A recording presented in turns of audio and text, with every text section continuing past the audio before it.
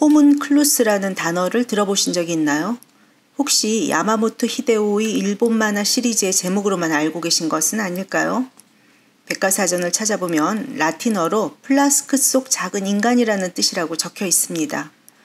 라틴어 호문클루스는 생물학 책을 읽다 보면 나오는 용어이기도 하죠. 생물학에서 작은 인간이라는 뜻을 빌려다 사용한 용어입니다. 데네피지류에 마치 난쟁이 같은 작은 인간이 있다는 뜻입니다. 펜필드라는 캐나다 의사가 데네피지류에 작은 인간을 그려놓고 호문클루스라는 용어로 피질의 기능을 설명했죠. 오늘은 그 이야기를 준비했습니다. 이제 비교적 싼 값에 개개인이 유전자 검사를 할 수 있는 시대가 되었습니다. 개인도 유전자 검사를 통해 각종 질환의 발병 가능성을 예측하고 사전 예방을 할 수 있는 시대가 되었다는 뜻이죠. 유전자 검사를 통해 개인이 병 이력을 찾을 수 있는 시대가 올 거라고 예측은 했지만 생각보다 빨리 왔습니다. 미국의 클린턴 대통령이 인간 게놈 프로젝트가 완성됐음을 공식적으로 알린 것이 2000년 6월이었습니다. 그로부터 20년도 안 돼서 개인에게 적용하다니요. 빠르죠? 의료에 유전자 검사를 활용할 수 있게 된 배경은 인간 게놈 프로젝트죠. 인간 게놈 프로젝트는 민간 기업인 셀레라 제노믹스와 18개국의 연구진이 참여한 거대한 프로젝트였습니다. 인간 DNA에 있는 30억 개 염기, 즉 전체 게놈을 규명한 거죠. 1960년대 아폴로 계획 이후 아마 최대 규모의 프로젝트일 겁니다. 사실 이 프로젝트가 처음 제안될 당시에는 찬성보다 반대가 많았죠. 1980년대죠. 노벨상 수상자를 포함해 당시 저명한 생물학자들도 인간 게놈 프로젝트에 회의적이었다고 합니다. 천문학적 돈을 쏟아부을 만한 경제적 가치가 있을지에 대해 회의적이었겠죠. 그러나 인간 게놈 프로젝트의 완성은 생물학의 연구 방식을 업그레이드했습니다. 프로젝트를 통해 얻은 게놈 정보 덕도 있지만 프로젝트를 수행한 과정에서 얻은 실험 정보도 도움을 주었죠. 이제 제노믹스는 생물학의 연구 방법을 혁신함과 함께 다양한 질병과 싸우는 강력한 무기가 되었습니다. 저는 과학이 결과를 내면 그 결과의 활용이 광범위해지면서 예상을 뛰어넘는 곳에서까지 활용되는 것이 흥미롭습니다. 이것도 인간의 창의성 덕분이죠.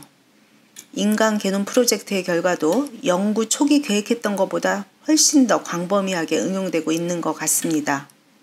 최근에 제노믹스, 즉 인간 게놈 프로젝트에서 했던 것처럼 집중적으로 투자 중인 분야가 있습니다. 제노믹스의 경제적 효과를 경험했기에 기업이든 정부든 이 분야에 아낌없이 투자하는 것으로 보이죠. 바로 뇌과학 분야입니다. 뇌과학 분야는 20세기 미국과 소련의 우주개발 경쟁을 연상시키게 하고 있습니다. 국가 간의 경쟁 중이죠. 미국은 2013년 브레인 이니셔티브를 선포하고 집중 투자 중입니다. 뇌 지도 제작과 뇌 활성 조절 연구 등에 본격적으로 착수하고 연구 중이죠. 우리나라도 98년부터 기본계획을 마련하여 뇌 연구를 추진하고 있습니다.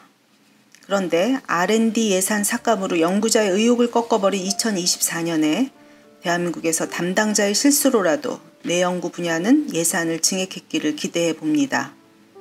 저는 연구의 핵심이 창의성과 의욕이라고 생각합니다. 연구자의 의욕과 창의성이 연구를 계속할 힘이 되는 거죠. 국가는 이 불씨를 살리기 위해서 연구자에게 돈을 투자해야 합니다. 의욕과 창의성을 잠깐 중단했지만 단 1년 중단했지만 다시 살리는 데 얼마의 시간이 필요할지 우리는 모릅니다. 다른 연구도 마찬가지겠지만 뇌 연구의 의욕이 꺼지지 않았기를 바라며 오늘 이야기를 계속하겠습니다.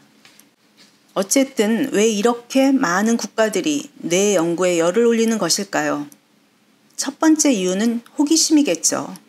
사람들은 뇌에 대해 알고 싶어 합니다. 세포설도 뉴런을 발견하지 못해서 오랜 시간을 허송세월했던 것처럼 뇌는 아직도 수수께끼입니다. 그래서 사람들은 알고 싶어 하죠. 그리고 두 번째 이유는 무병장수의 소망 때문이겠죠. 뇌 연구만이 지금 현대인들이 겪는 너무나 다양한 뇌 질환에 답을 줄 수 있다는 것을 알고 있죠. 점점 늘어나는 알츠하이머나 자폐증 그리고 파킨슨병 같은 질환을 극복하는데 뇌 연구가 도움이 될 수 있을 거라는 것을 우리는 모두 알고 있죠.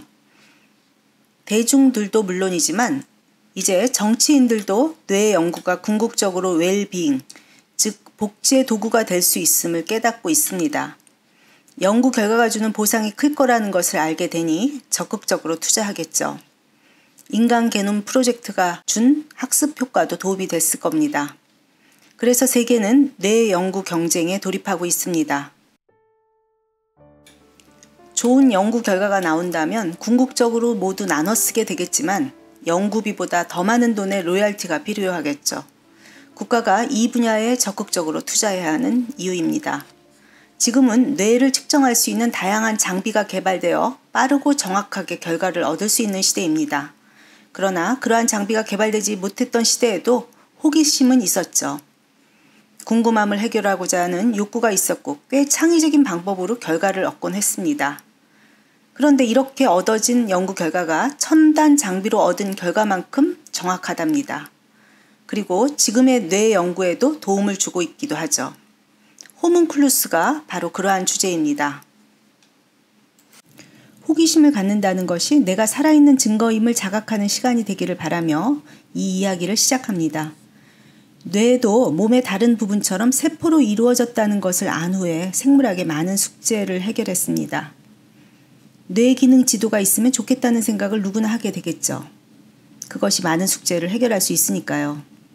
뇌의 어떤 부분이 손상되냐에 따라 장애가 일어나는 부분이 다른 것을 알기에 그것이 더 궁금했을 겁니다.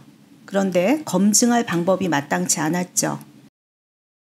지금 독일 북부 지역에 해당되는 프로이센에서 개를 가지고 이 궁금증을 해결한 과학자가 있었습니다.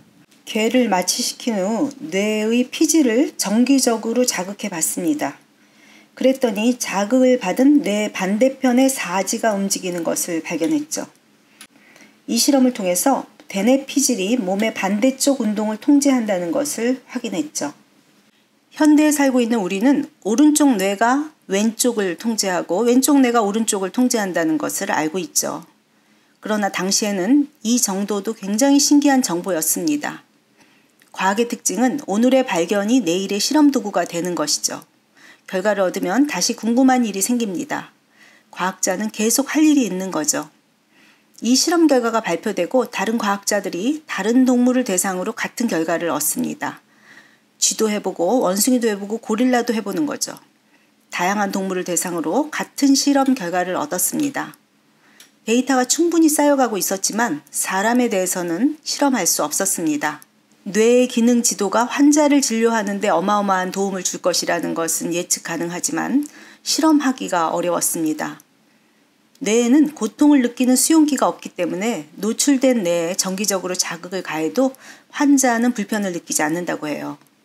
그러나 뇌는 극도로 복잡한 기관이어서 의사는 원치 않는 손상을 일으킬 위험에 직면해 있습니다. 그러니 의사는 긴장 상태죠. 실험을 할 수 있을 만큼의 시간도 확보될 수 없어요. 그래서 뇌와 신체 기능과의 연관관계를 종합적으로 연구하고자 하는 신경외과 의사들은 거의 없었다고 합니다. 그런데 이 분야에 호기심을 가진 의사가 있었습니다. 캐나다 맥길 대학에서 일했던 신경외과 의사인 와일더 펜필더입니다. 그는 피질 지도를 작성해 보고 싶었습니다. 물론 목적은 이 결과를 수술에 활용하는 거죠. 수술 중에 중요한 기능을 수행하는 구역을 잘못 건드려 원치 않는 장애를 가져올 것이 항상 걱정되었죠. 그래서 대뇌 피질 지도가 있었으면 하는 바람이 있었습니다. 아마 이런 바람은 당시 대부분의 의사가 가지고 있었겠죠. 그러나 펜필드는 이행한 거죠. 펜필드는 환자가 깨어있는 상태에서 대뇌 피질을 자극한 다음 느낌을 그대로 말하게 하여 실수를 줄이려고 했습니다. 펜필드의 환자들은 수술 중에 온전한 의식을 가졌고 자신이 느끼는 바를 말할 수 있었어요. 부 마취만 하고 수술을 한 덕이죠. 펜필드는 환자의 대뇌 피질 여러 부위에 전기 자극을 가했고 그 자극이 환자의 어떤 부분에 효과를 미치는지를 반복해서 관찰하고 기록했습니다. 각 위치에 자극을 줄 때마다 환자 신체의 어떤 부위에서 움직임이 나타나는지 관찰해서 기록한 거죠. 체감각 피질의 부위와 반응하는 신체 부위를 대응시켜 대뇌의 신체 지도를 만들었습니다. 이것은 사람을 기반으로 만들어진 최초의 뇌 신체 지도였습니다. 1930년대부터 50년대까지 20년간의 노력이었죠. 그 이전에는 개나 고양이 같은 동물을 대상으로 하는 결과를 인간에 응용해서 사용했습니다. 그런데 펜필드가 20년간의 연구 결과를 책으로 발표하면서 세상에 사람의 뇌 신체 지도가 알려졌습니다. 펜필드는 이 신체 지도를 호문클루스라고 불렀는데 호문클루스는 난장이라는 뜻으로 표현한 거죠. 펜필드의 뇌 신체 지도, 즉 호문클루스에서 얼굴과 손은 몸의 작은 부분이지만 뇌도에서는 대부분을 차지합니다.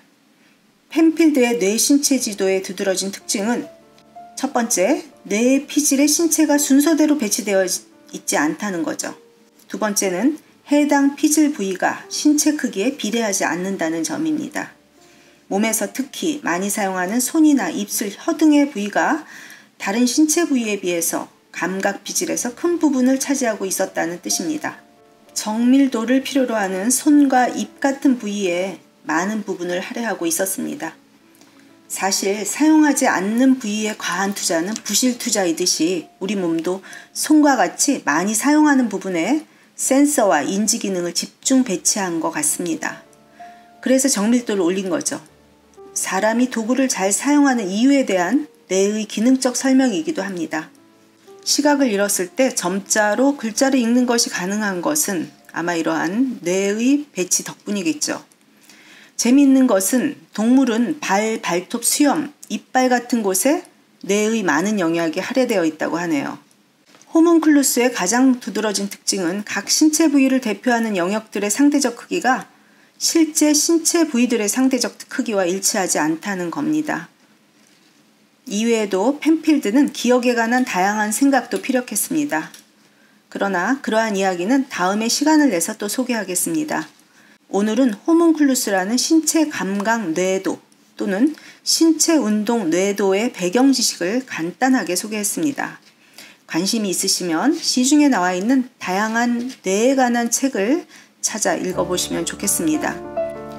여러분이 학교를 졸업한 후 아마 가장 발달한 분야가 신경과학 분야일 겁니다. 오늘도 과학 상식을 얻어가는 시간이 되었기를 바라며 다음에 더 유익한 내용을 가지고 찾아뵙겠습니다. 안녕히 계세요.